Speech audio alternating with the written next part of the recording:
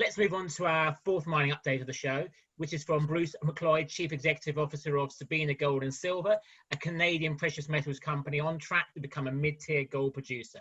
The company has a portfolio of properties in Canada at different stages of development.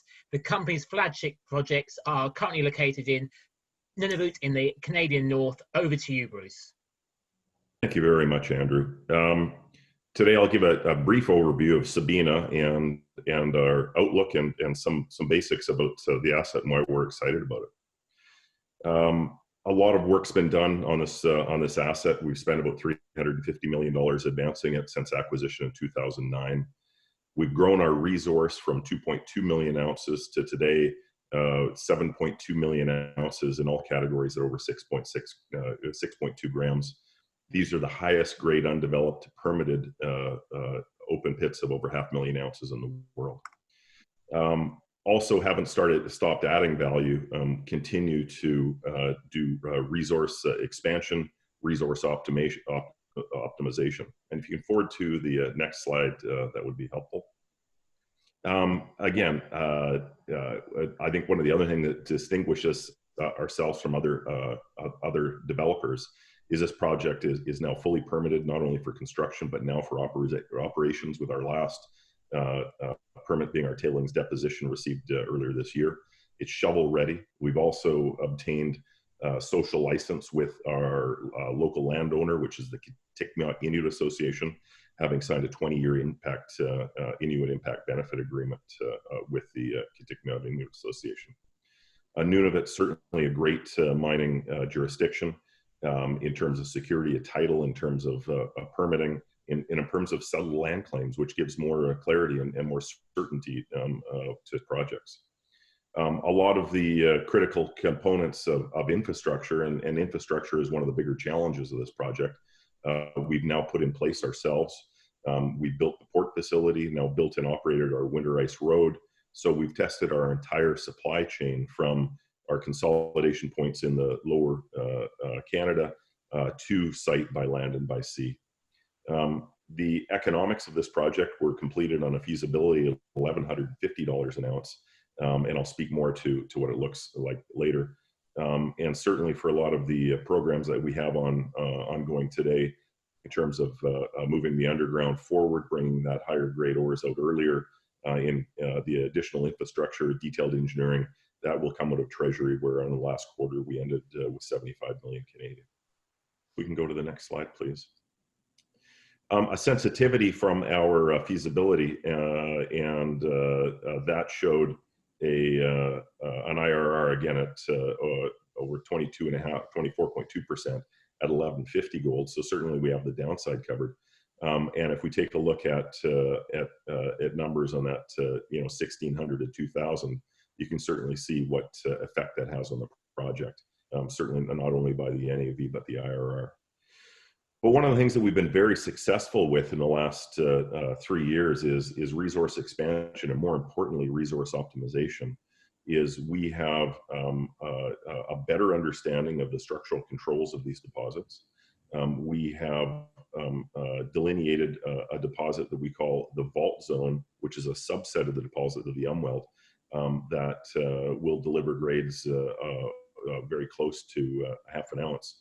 And what we've looked at internally is resequencing of the mine plan to be able to bring some of those bonanza grades out early.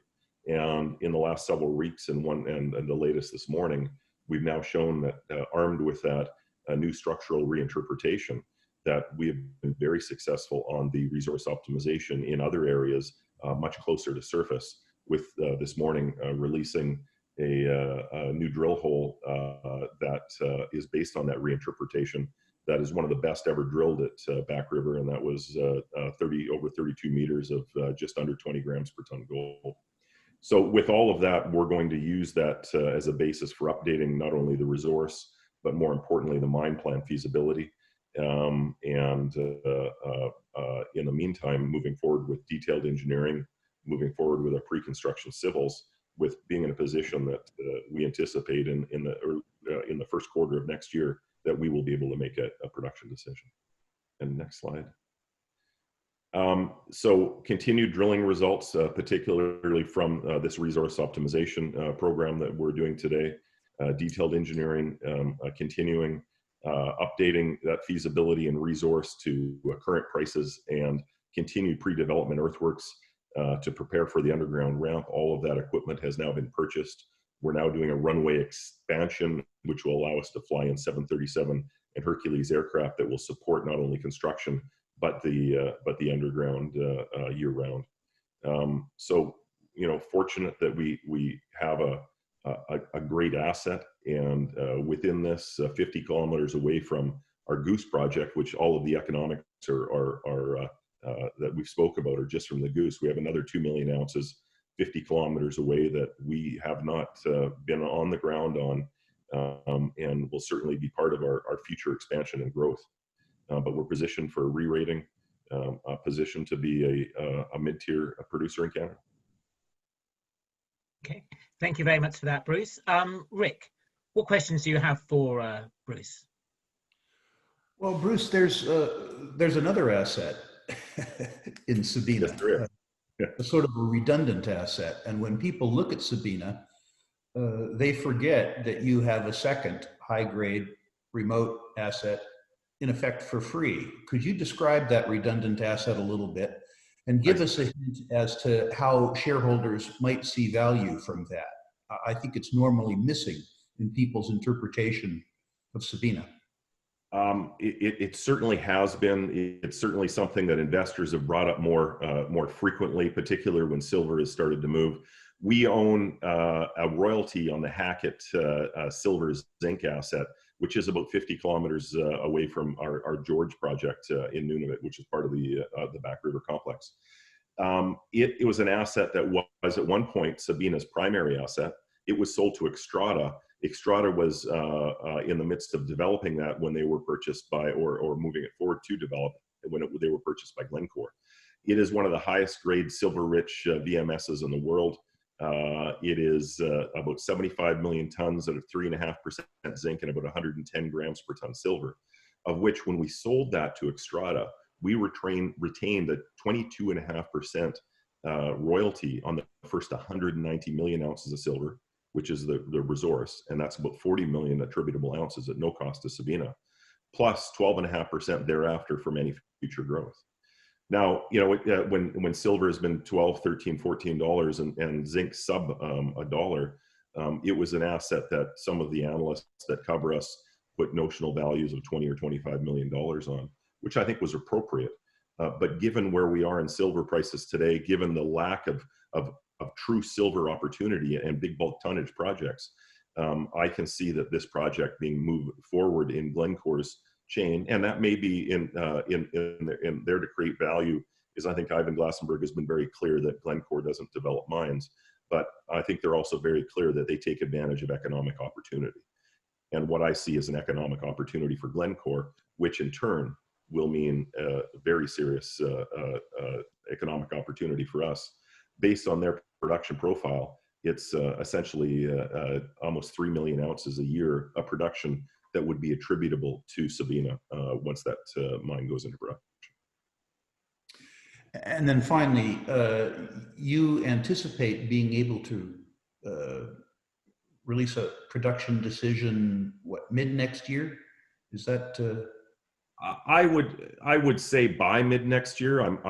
Again, I'm not going to guide for first quarter necessarily, but what we're thinking, that by the time we have our bank models, refresh the debt, and get our lenders back on side with a revised mine plan, that we'd be in a position to be able to make that decision by that time of next year.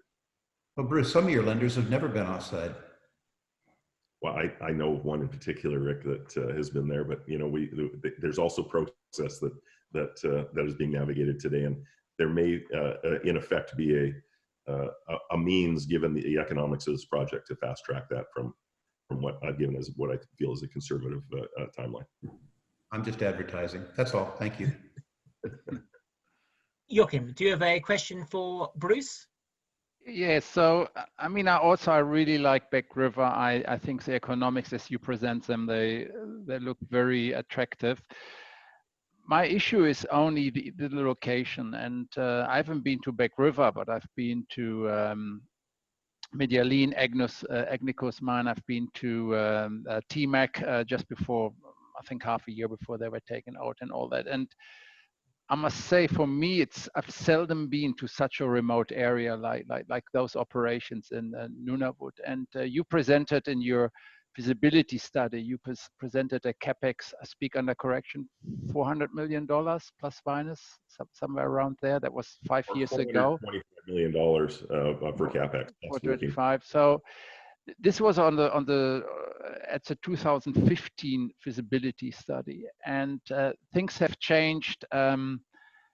Transport has become more difficult due to Corona and so on. Just in order to give us that we're looking at it from the remoteness, wouldn't it make sense to update this feasibility study and introduce more recent numbers? Aren't these numbers a little bit too optimistic anyway, if I look at the other operations that are operating there? So for me, it's really the biggest concern is the remoteness, and that it's very easy to promote this as a very attractive project without actually considering the hurdles that are coming in this kind of environment. Do you think I'm too pessimistic here, or do you? I think you are too pessimistic, and one of the reasons is we don't just have a paper study with a feasibility. Is one of the things that we have raised capital at a discount to be able to do, because we felt it was so important, was actually build our transportation hubs. So we built our port facility, we built our winter ice roads, we've actually tested our entire supply chain via sea, via ice road, via land, from our consolidation points in Lower Canada to the site. So we have real world numbers, and if you follow our disclosure, our numbers from our 2015 feasibility and what our capital costs were and our operating costs in 2018 and 2019 were within 10% of what our stated costs were in the feasibility. To put it into perspective, this is a 3,000 ton a day mine, not a 30,000 ton a day plant. Mm-hmm. Is the last mine that I built in Canada's north was the Minto mine, and that was a 3,000 ton a day concentrator in the subarctic. It didn't have the transportation hurdles, but it had the same hurdles of when people are on site is 40 below in the winter, blowing snow. And we built that project for just over $100 million versus our feasibility of 425. Now, we've certainly seen some increases since that 2015, 2016 study, but we've also seen some real benefits and 3 new discoveries, and all of those having components of much higher grade. That's why we've committed to, and part of our presentation, and even in the one today, was we will come out with a new resource and a new technical report with those in the first quarter of next year. But the biggest change that's happened since that feasibility is Canadian dollar gold price has gone from $1,438 in that an ounce Canadian in that study to today 2,575 Canadian. So even if you want to put some additional cushion in there, this project today is absolutely a mine. And now you talked about some of the other mines you visited. The Meadowbank mine, which is very similar logistics. It's the same distance from tidewater, the same latitude, the same climate, the same weather. It was a very profitable mine for Agnico, and their head grades of their pits were 3 grams versus 6 grams for ours. Sure, yeah. Just remind me again on the energy supply that you have here. I don't have that in my mind. It's 100% diesel. Okay, that's not too ESG friendly, I suppose then. So. Well, is solar doesn't work in the north where it's dark 4 months of the year. Wind, the technology is just getting there to be able to work these in winter months. What we are looking at is some of the technology improvements that, particularly when it comes to battery backup, and what that does is effectively, no generator is ever matched perfectly to the end products on there. They're always moving like this. And what the new battery technology allows you to do is produce energy at your mean. And when you have surges above that, it comes from the battery power. And when you have lesser numbers, those battery packs are replenished. And the cost of those is certainly becoming much more in line. But you know, there's more to ESG than energy, and certainly when we look at operating in an Inuit area, you know, the biggest thing for us is having the buy-in from the 5 communities and such strong community support, not only from those communities, but the Kitikmeot Inuit Association and the local and federal governments, which have allowed this project now to be fully permitted. Okay, great. Thank you.